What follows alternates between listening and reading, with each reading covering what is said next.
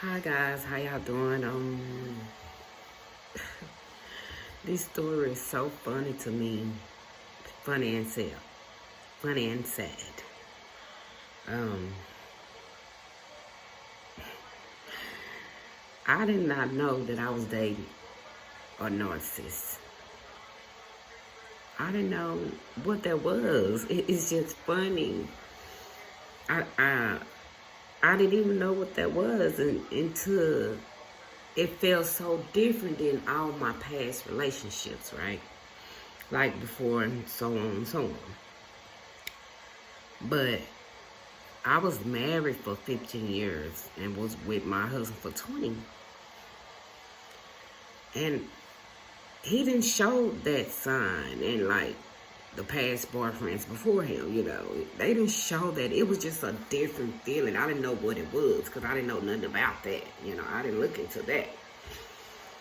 So my husband passed away in 2020 due to COVID.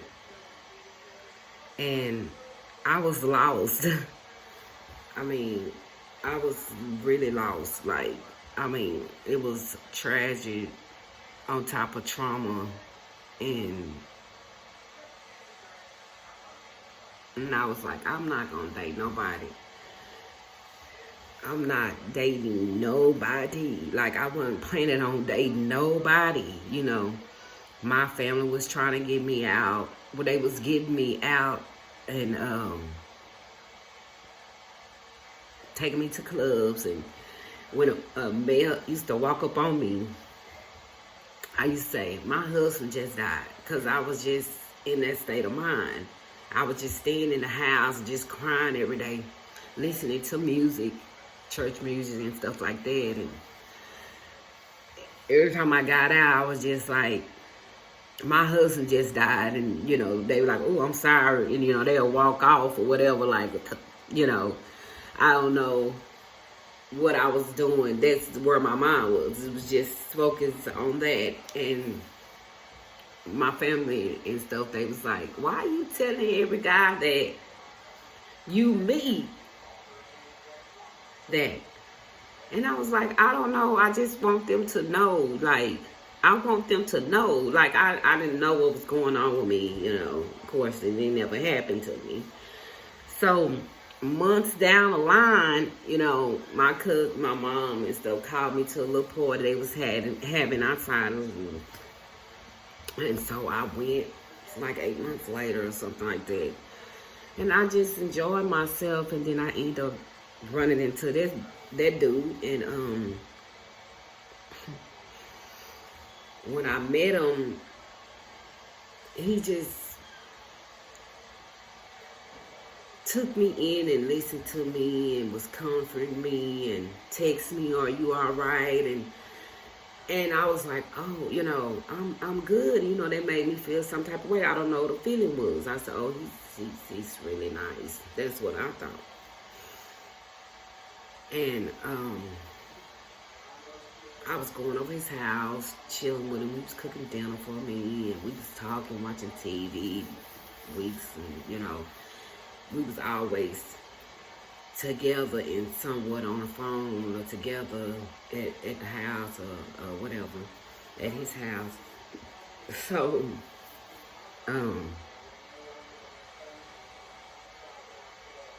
he was just always seemed like he cared about my feelings.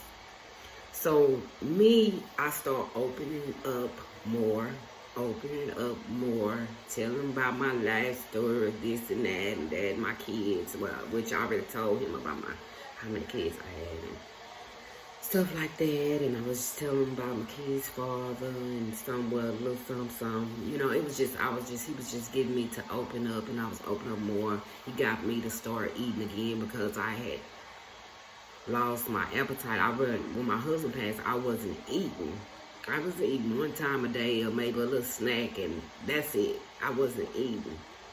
So he got me to eat and feed me all the time. And I was like, in my mind, I was like, God, is this true? Did you send me this man to take over, like to really be there for me. I was like, I'm thinking that like, oh my God, thank you, God. I have to wait for years. That's me being stupid. Oh God, thank you. I don't have to wait for years. You know, I don't have to wait 4 or 5 years from now. In my mind, I'm talking to God, you know, when I'm with him. But that wasn't God plan. You know, that wasn't God plan. God planned for him to come. That's what I thought, that he was the person for me, that he sent to help me out. So he was showing signs. He was being patient, loving, caring. He cared about my children. He was being nice to them, looking out for them. And I think this lasted about a month. I think he started showing his true colors about like 2 months in. He started showing a little bit of it, but like in the weeks, in that month, he started getting them unexpected phone calls, texts. But let him tell it. He ain't talked to them in a year. So the text message was just coming up and whatever. And I was like, just sitting back and, you know, just thinking like, I didn't tell him that because I didn't want him to feel like I was jealous of him, insecure or whatever. So, he's like, yeah, I'm finna block them right now. I'm finna tell them don't call my phone no more, text them back. And they just send him text message like, don't call me. He like, I haven't called you. But in my mind, I think I was like, I was like, so you saying that you didn't call him? No, I didn't, you know, that line, they made this up. Well, no. I was like, okay. So I swept that under the rug. Went on. He had an ex-girlfriend where we was going, and she was always angry. I don't know how he broke that off with her, but a couple of times they had got into it, and he was still hanging in the same spot where his ex-girlfriend was. And I was going like a dumbass. Me not thinking, I'm all blindsided. I'm already been through a lot, and I was just wasn't thinking. I was just sitting back quiet. So I wasn't paying no attention, like, and this went on for months. I started hearing him.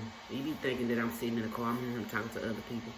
Yeah, I got a good girl. She don't say nothing. And I wasn't saying nothing because I was vulnerable.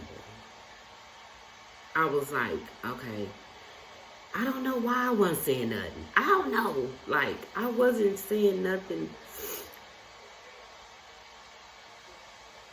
I wasn't saying nothing. But I wish when all that stuff was going on, I would have broke it off then. But no, me kept going.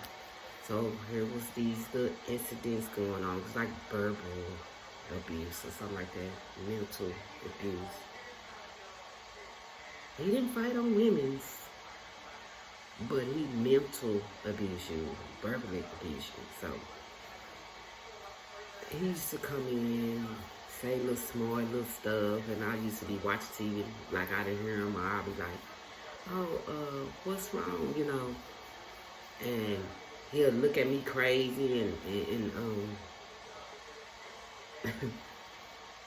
some days he'll be happy, some days he'll be somebody else or whatever.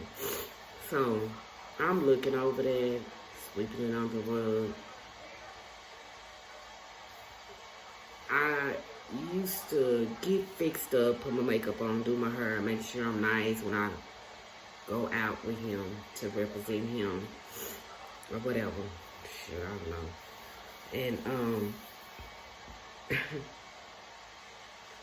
And he was patient. So in my mind, I said, oh, I'm liking this. He patient.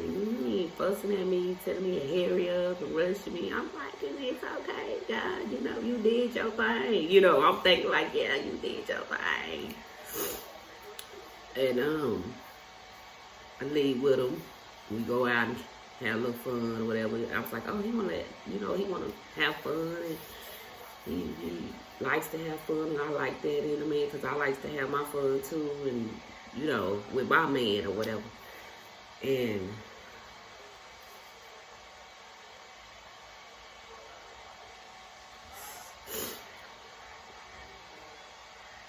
so we go out, we kick it, and come back,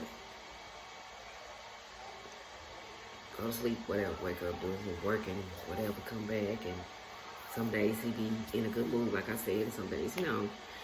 But it was never towards me, but I just skipped over everything. Let me go back to when I met him. Not back far when I met him, but like in a month in, his car had broke down. And I had 2 cars. But I was finna send the other one back. Because I didn't want to take up, the notes on both of them. So I ended up giving that car to him. He took up the notes. And I was just doing it out the kindness of my heart, And he took up the payment, whatever. He ended up getting another car and sending it back. And that was fine with me. And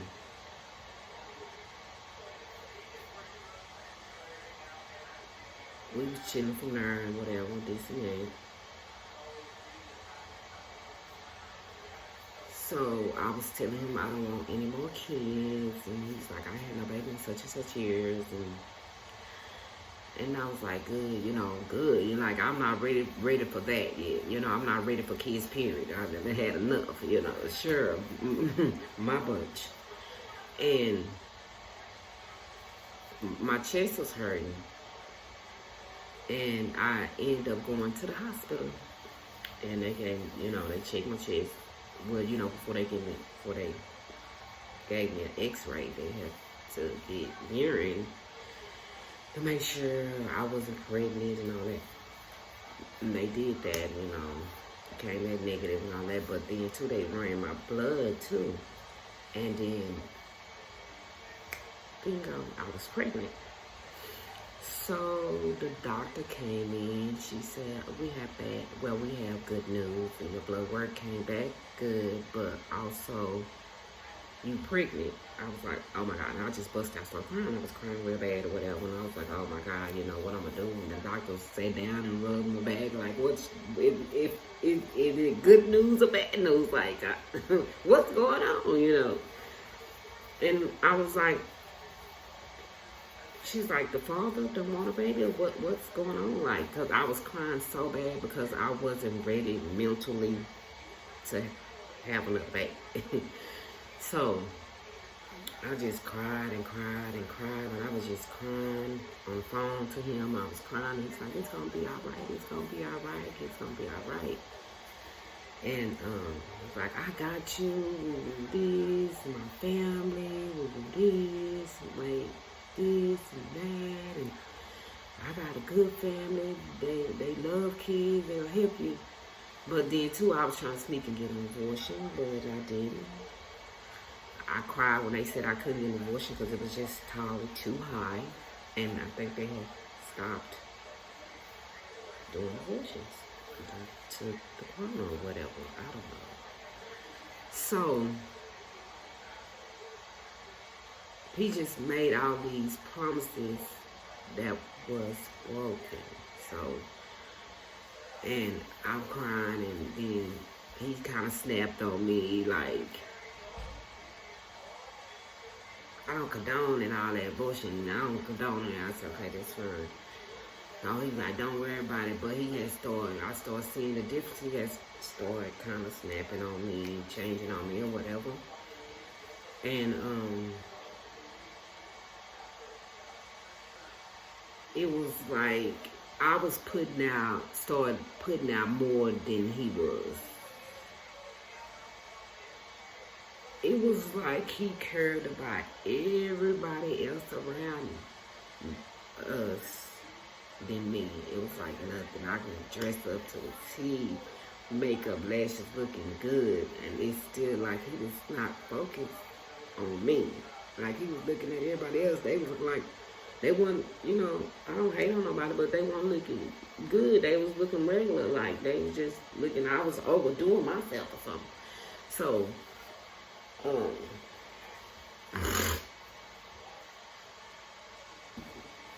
it's so much to this story. It's so many pieces. So I didn't know the feeling. It was just feeling so different. I didn't know what it was.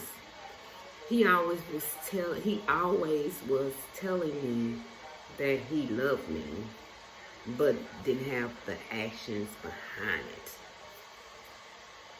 And I was like, your actions speak louder than words. So I was like, okay.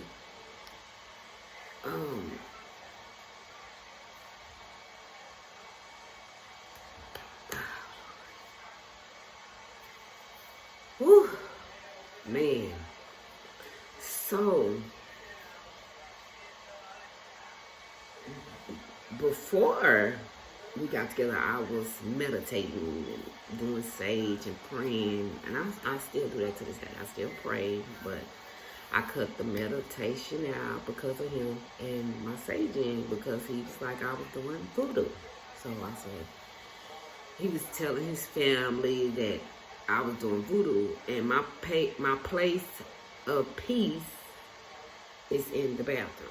So I like to be in the restroom, just sitting here chilling. So I stopped doing that. I used to steam.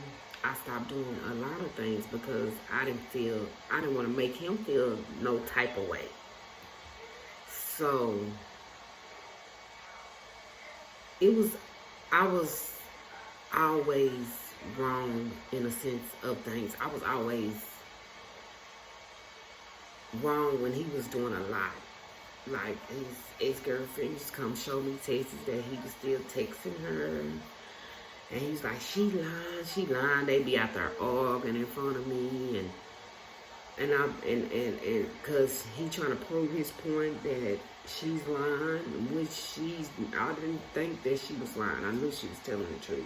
He wanted to believe. You can believe her if you want to. You believe anything, I was always the person to be mad at. Yeah, you get me? And, so I still didn't know what that was. So I started looking on YouTube more, and I started looking up stuff. It clicked in my head like, go to this. So I'm listening to people YouTube pages about the narcissist. And all the stuff they was saying was him. It was him. It was the devil in disguise. He come to kill, steal, and destroy. And I was always seemed like I was looking out for him more than he was looking out for me. Like, then all the lack of love and support and all that's just like, it's going down. So I started keeping a lot of stuff in and crying silence, crying to myself a lot of times, crying to myself because I really felt lonely in a relationship. It started getting lonely. It started getting cold. And I was like, I know this man that come in my life to get all my trauma of what a man done to me or whatever. I shouldn't have told him all that. But I was vulnerable and I was ready to open up. And I felt like he was the one. So to come and really do the same thing, but try to do it in a different way, I don't know. Talking about it making my head spin. But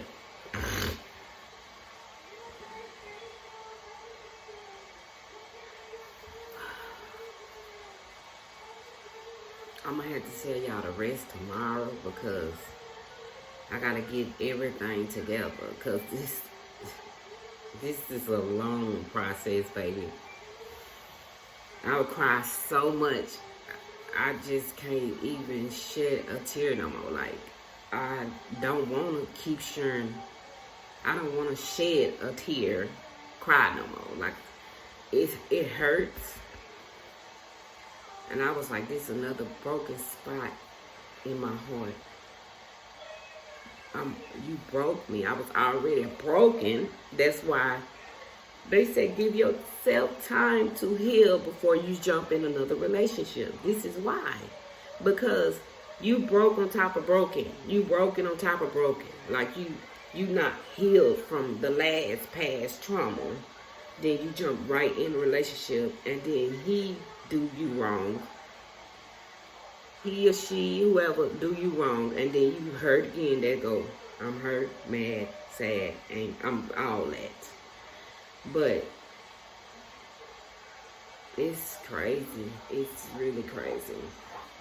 Well, I'll see y'all tomorrow. I'm gonna come back with what I left off with, and it get crazier from here. I'm just letting y'all know. See y'all guys later. Bye.